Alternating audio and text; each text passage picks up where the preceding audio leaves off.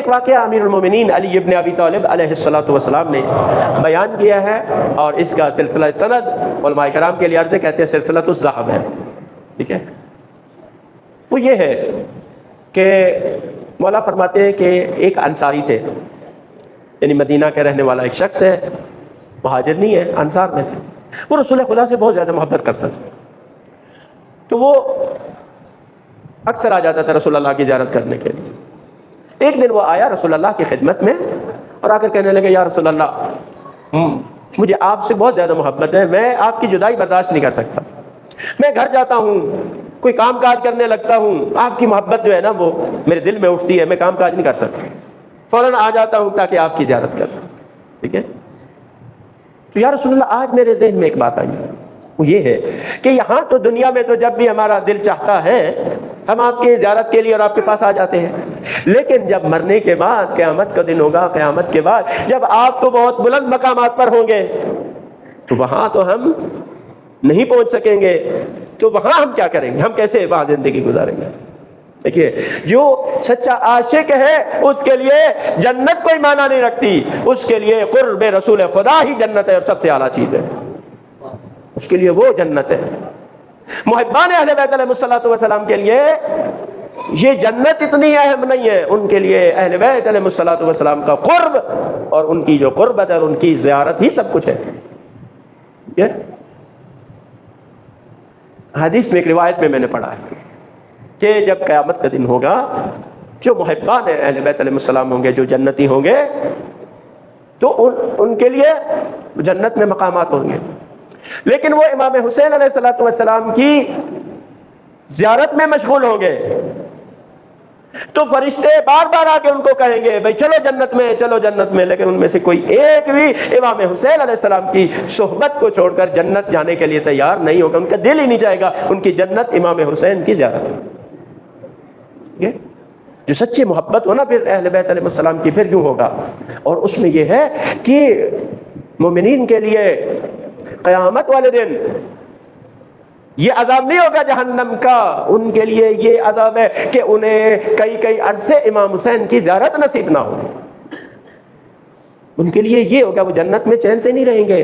اور بعض لوگ کہتے ہیں ان کو سال میں ایک مرتبہ، وہ سال کو اس کا سال میں ایک مرتبہ زیارت امام حسین کا موقع ملے گا، ایک جھلک امام حسین کی، اور اسی کے لیے وہ پورا سال گزارتا ہے، وہاں تو یہ کیفیت ہے۔ تو لہذا جب اس انصاری نے یہ بات کی کہ یا رسول اللہ ہم کیسے برداشت کریں گے کہ وہاں تو آپ بلند مقامات پر، ہم آپ کی زیارت سے محروم ہوں گے، تو پھر مولا امیر فرماتے ہیں کہ اس کے جانے کے بعد یہ آیت نازل ہوئی، یہ آیت نازل، دونوں یہ اس اطاعت سے بھی مربوط ہے اور اس سے بھی مربوط ہے۔ فرمایا وَمَن يُطِعِ اللَّهَ وَالرَّسُولَ فَأُولَٰئِكَ مَعَ الَّذِينَ أَنْعَمَ اللَّهُ عَلَيْهِمْ،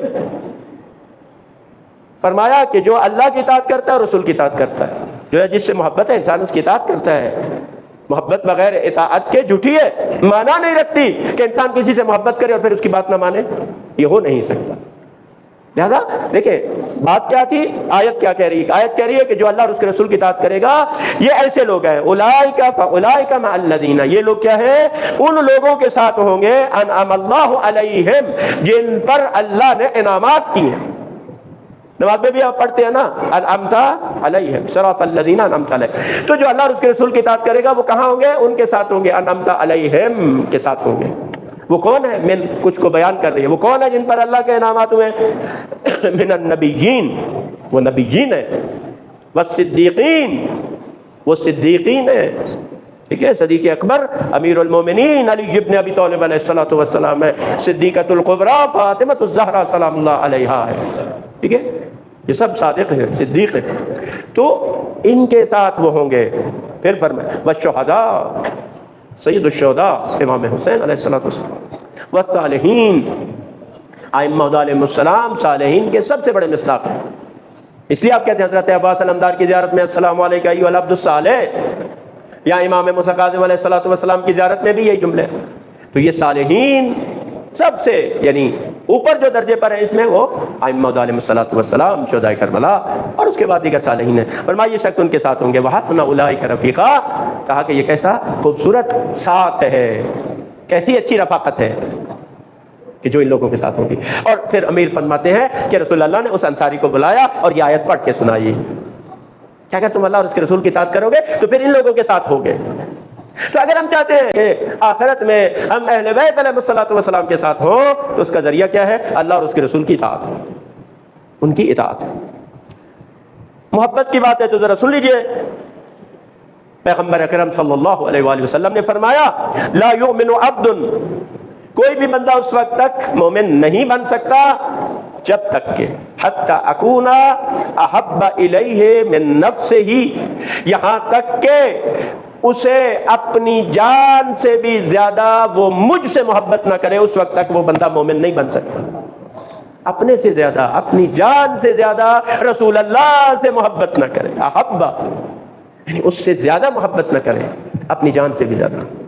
وَيَكُونَ عِطْرَتِي أَحَبَّ إِلَيَّ مِنْ عِطْرَتِي، میری اہل بیت اسے اپنے خاندان سے زیادہ محبوب اور پیاری ہو، یعنی میرے اہل بیت پر اگر اسے اپنی اہل بیت قربان کرنی پڑے اپنا خاندان تو وہ کیا کرے؟ قربان کر دے۔ میرے اوپر اگر اسے اپنی جان قربان کرنی پڑے تو کر دے، چونکہ وہ مجھ سے زیادہ محبت کرتا ہے نا۔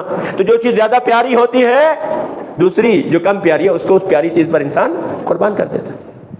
وَيَكُونُ أَهْلِي أَحَبَّ إِلَيْهِ مِنْ أَهْلِهِ، میرے گھر والے اسے اپنے گھر والوں سے زیادہ عزیز اور زیادہ محبوب ہوں۔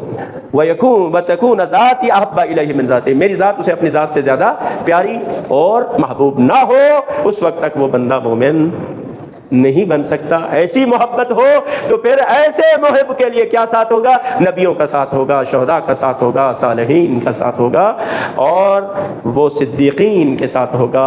پھر اس کی جنت یہی ہے کہ وہ اہل بیت علیہ السلام کے ساتھ ہو۔